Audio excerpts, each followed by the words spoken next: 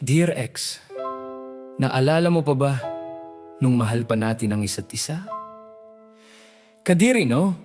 I mean, imagine that.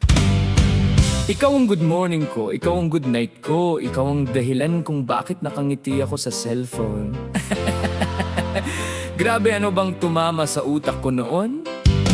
Pinagdasal pa kita, pinaglaban pa kita, pinagtanggol pa kita sa mga kaibigan kong unang nakakita ng red flags at ako, colorblind sa pag-ibig. Pero salamat ha! Kung hindi dahil sa'yo, hindi ko malalaman na ang forever.